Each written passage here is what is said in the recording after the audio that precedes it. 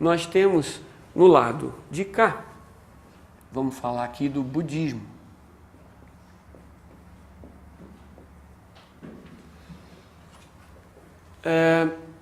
Nós temos aqui 3 estágios interessantes no caminho do budismo, na senda óctupla do Buda, né? No caminho óctuplo de 8 partes.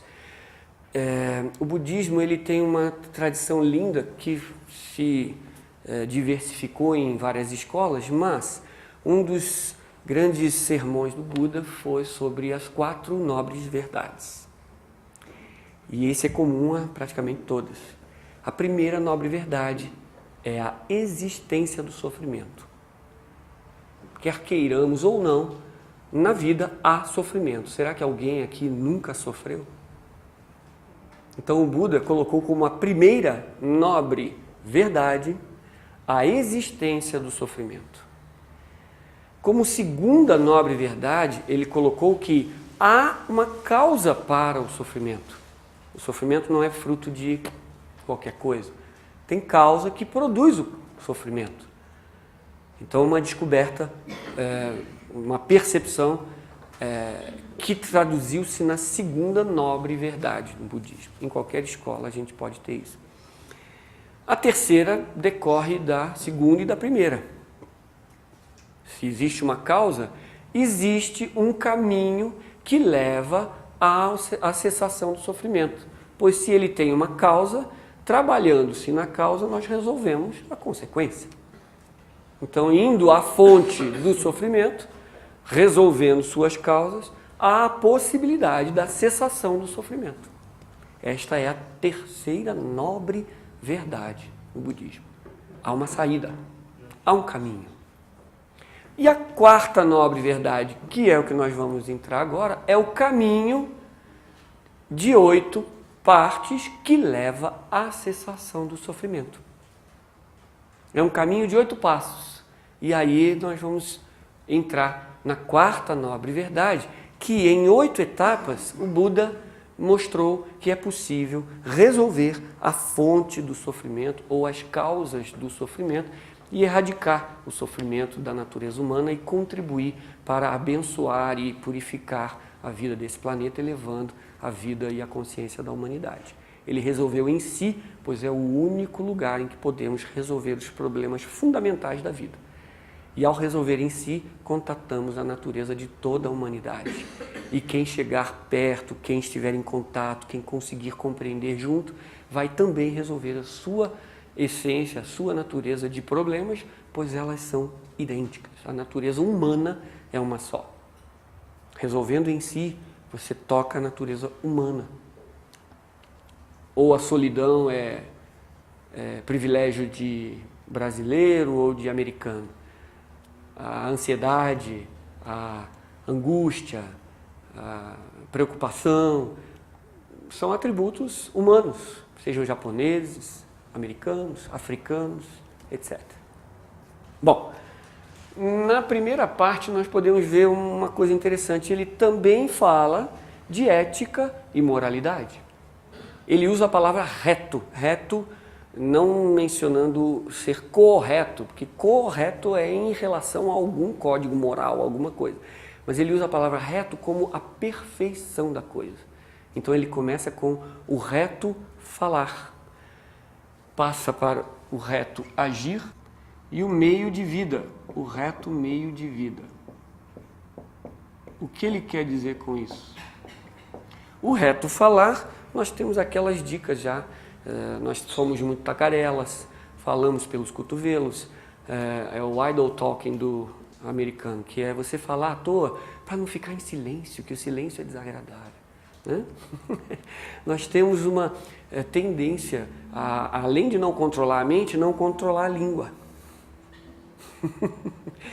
E essa língua faz muito mal e muito prejuízo que nós não fazemos ideia. A fofoca, aquelas coisas, né? O gossip, aquela língua afiada que quando abre a boca ela causa um mal que a gente não faz ideia. E nós podemos, como é visto na televisão, acabar com carreiras profissionais, com moral, com a vida de uma pessoa. pelo falar desproporcional ou descontrolado. E na tradição oriental tem lá, uva, se for útil, se for verdadeiro e se for amável, vale a pena falar. Se não tiver essas três, é melhor que não se fale.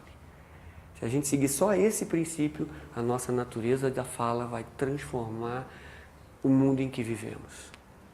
Útil, verdadeiro e amável. Tendo as três, tudo bem. Se não tiver uma delas, pensa se vale a pena. É um poder tremendo, o reto falar. O reto agir. Inclui, né, o reto falar.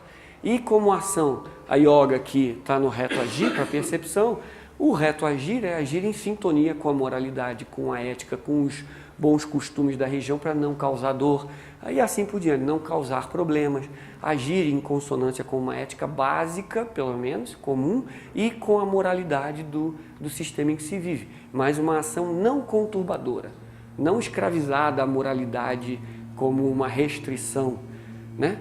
Mas agir em consonância com uma ética que seja não conturbadora da paz, da ordem, não da ignorância do lugar, vamos dizer assim, mas uma ação que seja íntegra, inteira, advinda de uma postura construtiva para a vida. Então, se tivermos só o falar e só o agir, já transformamos bastante a nossa vida. E o reto meio de vida é que, justamente pela lei kármica, pela lei da ação e reação, se tivermos um meio de vida, um ganha-pão, que for agressivo, violento, causar dor à existência, aos seres animais, à vida no planeta, aos seres humanos, teremos conflito, dor e criando ainda oposições ou conturbações da lei de justiça perfeita. Nós temos que pensar muito no que estamos fazendo com o nosso planeta, como seres humanos. Nós temos que pensar muito o que estamos fazendo com os animais, como seres humanos. Temos que pensar mais ainda o que estamos fazendo com os seres humanos. Nós, seres humanos, que nos dividimos em raças, coisas ilusórias que a genética já descartou. Nós dividimos em ideologias, coisas que uma mente compassiva e amorosa também descarta. Nos dividimos nas mais inumeráveis formas. Divisão, da divisão, da divisão, da divisão. Esse é o trabalho da mente compartimentadora e não agregadora de uma visão da harmonia da vida. Então, que o meu meio de vida, que a minha profissão, que o meu ganha-pão não seja fonte de dor para nada, seja uma coisa valiosa. E aí eu vou estar ganhando a minha vida em sintonia com a vida. Não vou ser o matador do animal em sequência, não vou ser o que destrói famílias numa ânsia de dinheiro, o que acaba com determinadas sociedades por ausência de opções que ele dá numa imposição financeira para os interesses pecuniários próprios e assim por diante. Eu não vou viver da dor do outro, da dor da vida animal e da vida do planeta. Já é uma vida de ética e moralidade maravilhosa. No campo seguinte, no campo do treinamento, o budismo trabalha aqui a questão mental. O budismo também tem a sua mente. Ele tem plena atenção, aqui tem o reto esforço e a reta concentração. Ele trabalha a questão mental como um trabalho na percepção. Então aqui é a área do trabalho psicofísico na yoga. E aqui nós temos 3 itens do caminho óctuplo que lidam com a atenção no que você fizer, aonde você estiver, que esteja lá. Esteja inteiro. Não fica aqui pensando em outra coisa, preocupado com uma coisa no futuro, agindo em função das coisas do passado, tentando manipular as circunstâncias. Seja pleno onde está. E aí você vai estar agindo de uma forma mais lúcida, plena. Com a desatenção, coisa que nós fazemos o tempo todo, percebem que tem gente que entra no quarto ou na sala de casa, já liga a televisão ou liga o rádio para poder ter algum ruído, alguma coisa para estar bem, porque o silêncio parece incomodar. a nossa sociedade. Eu conheço pessoas que entram no hotel e vão dormir, mas deixam a TV ligada, porque não gostam do silêncio. Nós chegamos a esse ponto. Mas, no budismo, esteja onde está, curta o silêncio. Está sozinho? Esteja sozinho. Esteja lá.